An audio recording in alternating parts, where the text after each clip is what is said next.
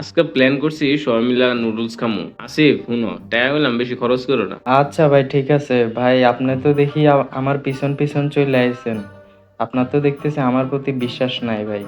যেহেতু কমাই খরচ করতে বলছেন, তাই বেশি কিছু নিলাম না, কম কম করে সবকিছু নিলাম। এরপরে ওনারে আবার টাকার হিসাব দিতে হইলো। বিসমিল্লা করে রান্না শুরু করে দিলাম। পেঁয়াজ কাটতে গিয়া কাইন্দা দিছে দেখতেছি আলবি ভাই। পরে আর কি পুরা রান্নার দায়িত্ব আমার হাতে দিয়া দিল। আমি আর কি করবো, কোন রকম মশলা ডিম তেল দিয়া লাড়াচাড়া দিতেছি। কিও আসিফ, রান্না কেমন চলতেছে? তাড়াতাড়ি করো না, ক্ষুধা লাগছে তো। রান্না তো প্রায় শেষ। আবার আমগো একটা ভিআইপি আপু আছে, ওনারে আলাদা না দিলে তো উনি খায় না। এরপর আর কি সবার লাগে আবার পাতিল নিয়ে আসলাম। আমি অনেক পরিষ্কার, এটা বোঝানোর লাগে না পারতেও হাতটা ধুইতে হইলো।